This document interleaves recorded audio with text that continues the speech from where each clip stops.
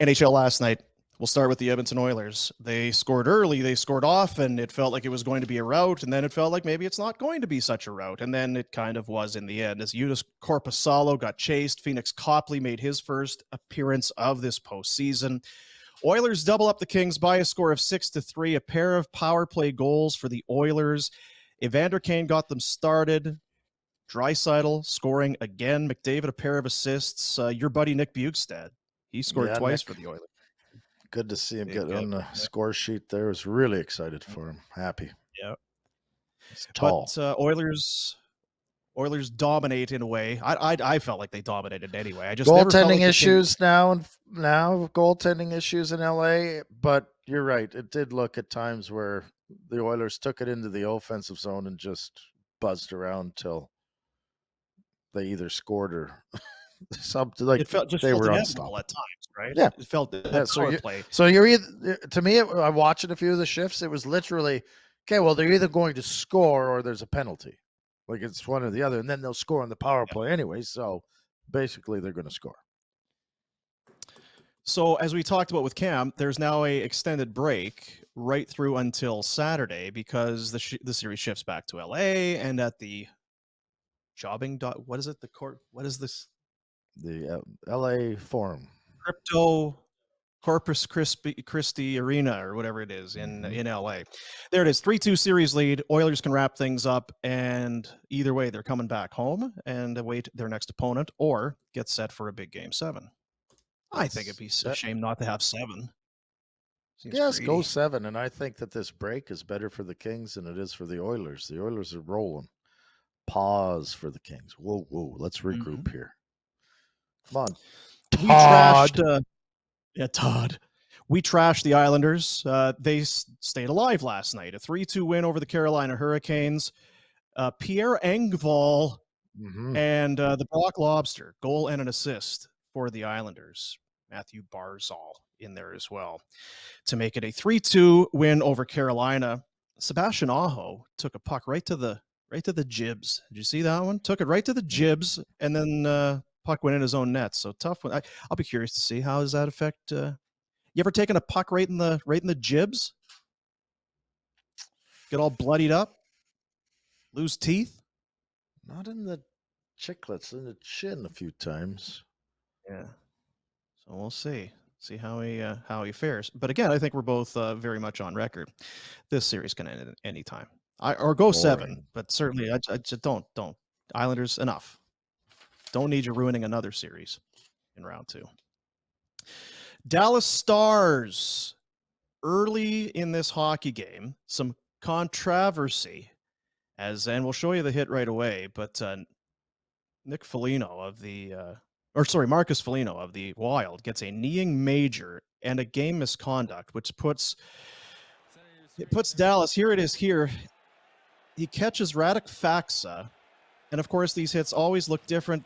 It happens really quickly. Faksa jumps up to grab the puck right here, and he kind of comes back over, and Foligno's dedicated to the hit. What are your thoughts, Rhett? It doesn't look like Foligno moves his leg in any way, but he's... I don't know. Like, you're right. He doesn't really move his leg. He's coming through, but I guess you got to be in control. So I kind of felt bad for him because it just didn't look, and I wonder if because it's a guy like Foligno who plays hard and he's just into everything, if it cost him there. But they get so they go on the power play for 5 minutes, and it was like 10 seconds later, Tyler Seguin scores on the power play. They get another one on the power play and cruise to a 4-0 win over the Wild. Wasn't Foligno shit talking the refs a couple games ago? Well, yeah, because he kind of got clipped. He got clipped in the head. I think it was in the last game, and actually was given a penalty for it. He's a, what do you call it? He's a high event player. He's always in there. Jake Ottinger with the shutout. Rupe Hintz, 3 helpers. He is having some kind of a postseason. You see there Robertson and Seguin each with a goal and an assist. So it's stave time for the Minnesota Wild. Series goes back to St. Paul. There you see Hintz. 4 goals, 7 helpers, 11 Not points. bad at all. Not Pick too 'em up. shabby. Not too shabby, pal. Tonight, so we showed you the Foligno hit there. I don't know. I haven't, obviously, we've been doing this. I don't know that it's going to be anything else from the NHL offices. It feels like that was probably enough. Not that it cost them the game, but it sure had an impact on how that game went. Tonight, only 2 games as they push a couple to Thursday. Florida-Boston, it's a 3-1 series lead for the Bruins. They can wrap that thing. In Seattle and Colorado, they are knotted at 2 apiece. Thoughts on either there, Retro? Well, my thoughts are that that's a terrible lineup of hockey. The Bruins are going to tune in the Panthers and put this to bed, I'm pretty sure. And the Seattle-Colorado series I think Seattle's played well enough, but it still hasn't grabbed my attention compared to the other series. Late game for you, right? Late games. That's right. That doesn't help. So it doesn't work in your favor. But I don't know. I think I had the Avs in 7 in this series.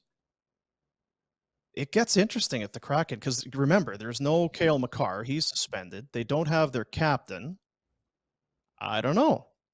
This is an interesting one tonight. This is a big one for the Kraken. Obviously, I don't worry so much about the Avalanche, but it gets tight here in a hurry. Power play is working 10%, 81.3 shooting percent. Either way, it's been pretty close back and forth. So that's the late game tonight. I know what, because this year the season started overseas. They do the European thing and they go traveling. You love these, right? When NHL teams have to play season games on the road to start the season, you love it, right? Yeah. It's the Global Series. Oh, now you played games, didn't you? We played over. Did you ever go on one of those or just? No. There you go. In Stockholm, it's the Global Series, and there you can see it. There's oh my gosh, is that the Ottawa Senators? I thought Alex was in a great mood today. Thought he was in a great mood. Senators wings, Leafs wings. I'm shocked the Leafs are going over there. It's a big name team going a long way. Well, they got some Swedes, Mark Giordano, Austin Matthews. Yeah, big Swedes. I love them back there. We mentioned off the top. Is that a Sundin thing? Seriously? It might Mats be. have some pull? What's Nylander? Nylander's Swede, right? Salming? Although it's Calgary kid. I'm not sure, to be honest. I'm with you. I don't care about these games at all. I get why the league does it. We're growing the game, and it's a global brand. We got to, it's for the brand, build the brand, all that sort of thing. If I'm one of those hockey teams, I think in theory it sounds like it's fun, and I would guess for the players they get treated very well. But if you got a bad toe and you got to stay home, you're probably not that upset either. I guess so. The word came down yesterday of a impending press conference while we were doing the show, and then the press conference was held. The city of Calgary has struck an agreement in principle with the provincial government, Calgary Flames ownership, on a brand new rink that will replace the aging Saddle Dome. There you see where it will be built. It's kind of where we thought it was going to be, the just north of the current Saddle Dome. There's a lot going on there. We drove by it. That's so where I can't figure this out, because that's the BMO Center to the Saddle Dome's left. So it's just north, just straight north. And all right, obviously some of those buildings don't exist. It's the rink, and there's a rink. Where are people parking? There's going to be well, maybe where the dome is sitting right now. There's going to be a parkade built, they said. A parkade? $1.22 billion price tag, but it's not just the rink. The rink itself is in that $800 million department, owned by the city. Flames are on the hook for $356 million. Province $330 million. The city is in for obviously for the rest of that. Anytime you use public money, it's highly controversial. They need a rink if you're going to have concerts, and I get it. If you're going to have concerts and hockey teams and that sort of thing, every city has them. Calgary should have one too. Can Murray Edwards afford it? He can. Is he going to pay for it by himself? He's not. Is there an election coming up, and did the person looking to be reelected come in with a big fat check? Yes, she did. I get all of it. I just don't. It's not my hill to die on. It's for other people. I don't know. You got thoughts on it? Should be done already. So get on with it. Let's go. We can debate it all you want. You either run the team out of town or you build a rink. I'm telling you that those are the options at the end of the day. Yeah, like it or not, the team is not staying here in that rink for any amount of time. So decide. And we always bring it up, the Calgary Next project that was pitched back in 2015. I think it was Ryan Pike had kind of gone through it. So 2013, there's a flood. And then 2015, there's Calgary Next. And then it's been just such a, it's what I would not expect, to be honest. And we've said this, I would not expect Calgary to have been one of those cities that would have had this sort of thing. It's just, I've always viewed Calgary as progressive and build it and let's be out in front. And they haven't been with this. And maybe that's the way it has to be, but it's no to the Olympics and the rink doesn't work. And there's the football stadium's aging and there's no baseball stadium. Fuddy-duddies. No, we can't have anything nice. We don't need nice things. It's like the old farts at the golf course. They have the membership and they bought their membership for $1,000 and now they're charging $35,000, but they don't want to up their annual fees to get the greens fixed or a new clubhouse. No, we're good. No, I'm fine in my seats at the Saddle Dome. This is good. No, new rink. Let's go. And there will be an adjacent rink, a practice rink, and it'll be for community use, and there'll be shopping and all kinds of stuff. See, even you, perfect. I do. Yeah, I do love shopping. I do. I love it. The Calgary Wranglers, get ready. Huh? Oh, sorry. Yeah, and here, of course, some of the Flames. Look, there's Mackenzie Weegar. Remember at the season-ending press conference, as well, we need a new rink. A couple weeks later, bingo. Mackenzie Weegar moving mountains, getting things done. And look at Blake Coleman retweeting that, and he's giving it one of these, like a chef's kiss, moi kind of a thing. I'm guessing that's what that is. Is that what that is, right? Well, he can moi all he wants. He ain't going to be playing there. Moi. No overlap? No. Resign? He'll be done by then, won't he? Poor Blake. You poor Blake? I don't think poor Blake at all. I'm jealous of Blake. Blake is kicking ass. Calgary Wranglers get it going tonight for their playoffs. Obviously, AHL playoffs have already started. The little first round bye for the when you're the tops in the regular season, you get that kind of luxury. Round 2, Abbotsford Canucks tonight at the Dome, and you don't like it, but there it is. It's a 2-3 setup, a best of 5, first 2 games at the Dome Wednesday and Friday.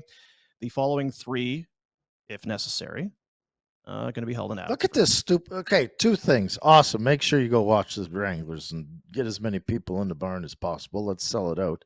Second thing, this is the stupidest schedule ever. Wednesday, Friday, and then not again till Wednesday? Because shit's busy in Abbotsford? Like there's too much going on in Abbotsford? What are we doing here? And I don't know. You wouldn't jump in because you're a chicken. And Pinder's saying how great the schedule stuff is. What are you talking about? Great. This is stupid. What's this? Where's the advantage? What do you mean? The 2-3 or the week, the days between games? No, the 2-3 first. Actually, the fact that they had to take that long off, I guess maybe some people think it's an advantage, but it's too long for me. And you get 2 out of a possible 5 home, or 2 out of 5 in a playoff series because you finished first overall in the league. That's your benefit. You get to choose which games you want. That's stupid. I mean, I'm with you, and especially because it's Abbotsford and it's so close. Now, again, I've not gone deep into it because I got other things to worry about. But you would want to do a 2-2-1, obviously, with a fifth and deciding game to the team with the high. You've earned that right. I would guess it's to save money, travel, that sort of thing. Maybe a second round or a second round series, or could be crazy. I don't know. It's still only a best of 5, not 7. I don't know. I can you not do 2-2-1? Yeah, what are we talking about? That's how things are done, and that's why you I have know. first place. And then, oh, this is cool. It's not cool. If you just have a Not cutoff, cool. if you get 90 points, you're in the playoffs, and then you just get pull names too. Like, what? It makes no sense. So if you're Johnny Wrangler, that's your Wranglers team, and you have to pick. You're the top seed. You want the first I'd be two or the livid. last 3? Which would you take? Huh? I have no idea which one I'd take. The fact that I have to choose and it's not just a 2-2-1 is,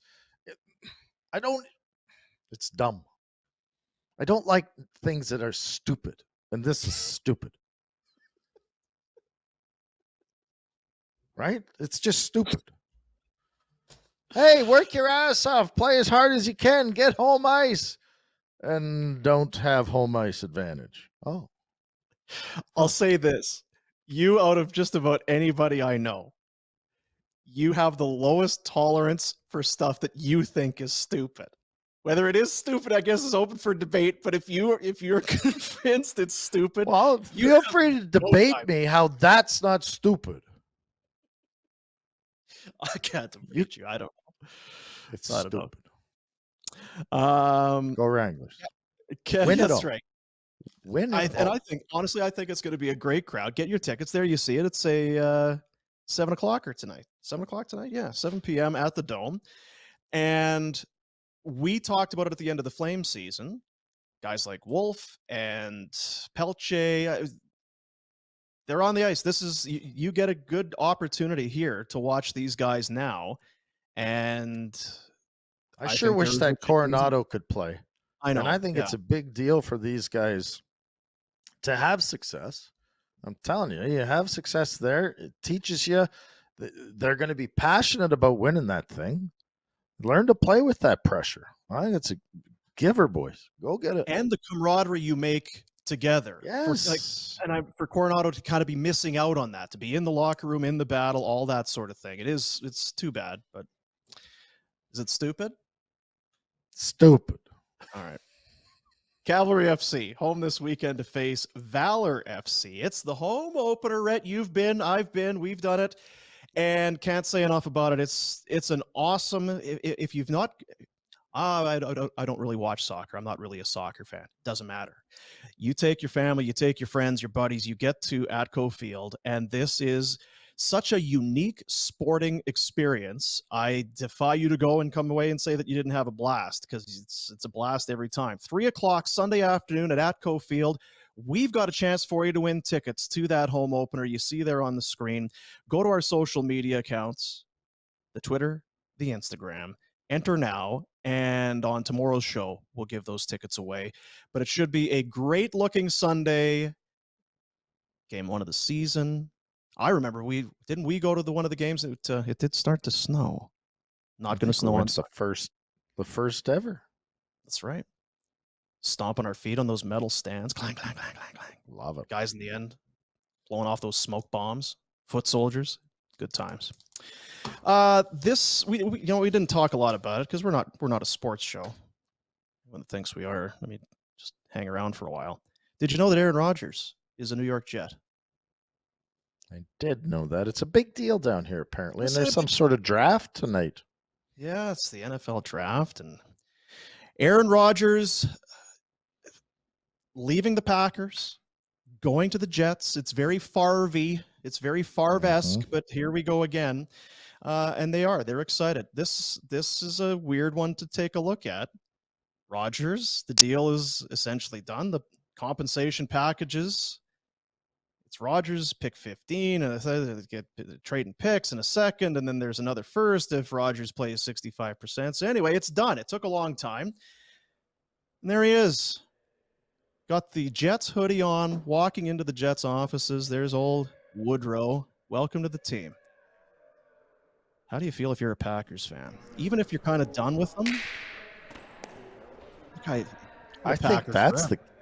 Nah, I don't know. I think it's like you said, it's going to be very Favre. They're prepared. They got a guy to fill in, come in next year and play. They got a king's ransom for him. Off you go. Yeah. Carry on. You're old. And it is the Jets, so you have to believe it's not going to work. Do they think it's going to work down there? I have zero faith that it works. And I'm praying it doesn't, because they're with the Bills. So we don't need stupid Rodgers making it more difficult. Are the Bills getting a new stadium? Has that been nailed down yet? Oh, yeah. It's happening? Yeah. Are they putting a roof on it? No. Why would you?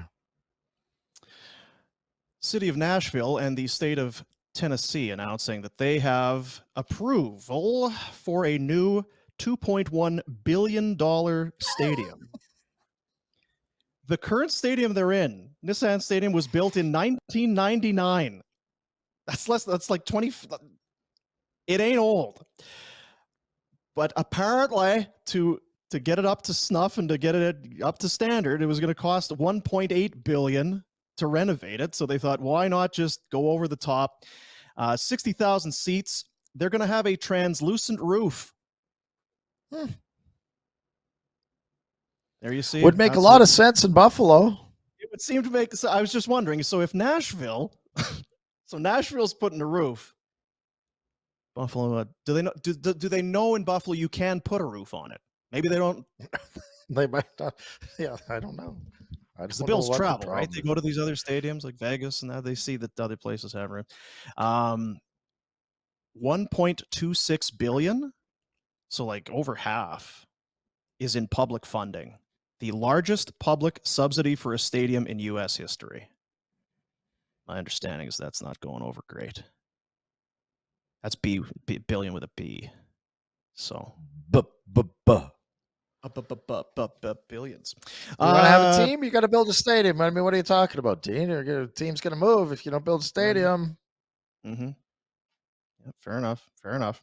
Last night, and we'll bring it back around to our buddy.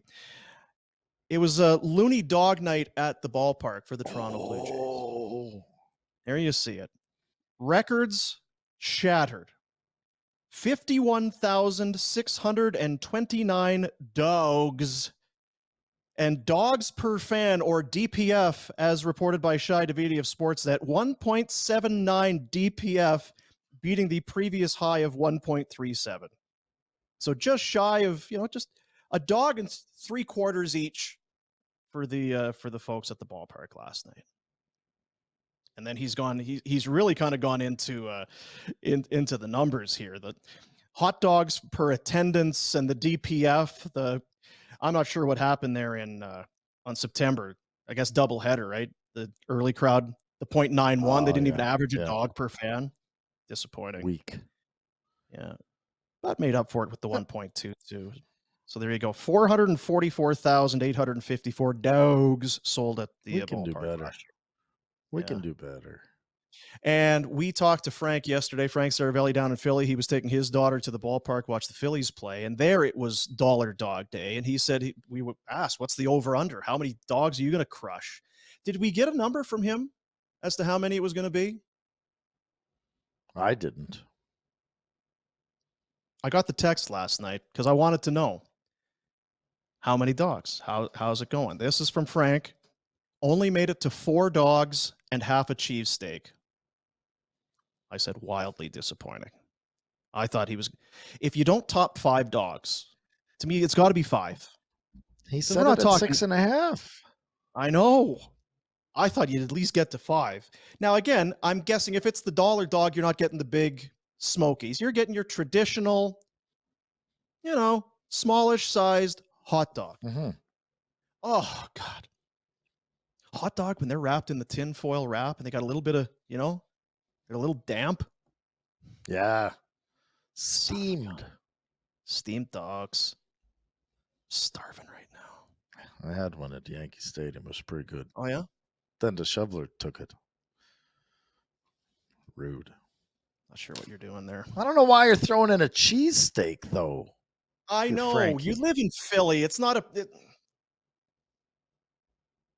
We got to talk next week. Some serious things to get into. And finally, for the Pinder Report today, I go on and on. Well, I don't go on and on, but again, my eyesight's brutal. This made me feel better. The Greenville Drive. It's a baseball team in the South Atlantic League. They're an affiliate of the Red Sox. Watch this one here. The catcher, like me, apparently struggling with life and poor eyesight. It's going to be a chopper. You're going to send one out here. I believe it's to right, if I remember correctly. Play at the plate.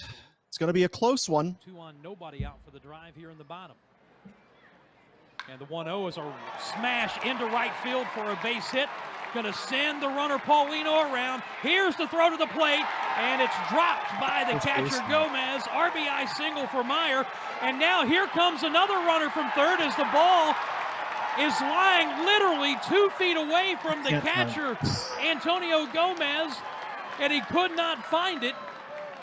Meidroth comes around to score to make it 2-0. Meyer moves to third. Tom, the ball was right on the line and was camouflaged. Sees the ball. Exactly what I was going to say. He couldn't find He's got to be thinking he's going to see it. He never stopped. If he catches that, he's got a chance. Look at it. It's sitting right there. It is sitting right there, and he cannot find it. It's sitting right there. Exactly. So I don't feel like such a blithering idiot. How does he not see that? I don't know. Because it's right there. And why wasn't he ripping his mask off like any good catcher? It's part of the shtick. Yeah, so there you see it. He's kind of pivoting around, and he does take the mask off. But then he's just kind of... Eventually, it should be off now. It's not. Watch how long it goes without the mask coming off. I'm telling you. Look. Yeah, you're right. That mask should have been off long ago. Where do you get sent when you're... Where did the Greenville Drive send you? From the South Atlantic League when they're done with you. Home. It's the Pinder You're Report. done. If you can't make it to South Atlantic, it's over. Village Honda paying top dollar for your used vehicle. They got $1 million to do it. Sell them your car, your truck, your SUV, your vehicle, and not only will you get, and there's no obligation, but if you get a deal struck, you get your cash and a tropical cruise for 2. Unbelievable. Find out more. VillageHonda.com, your dealership for life in the Northwest Auto Mall.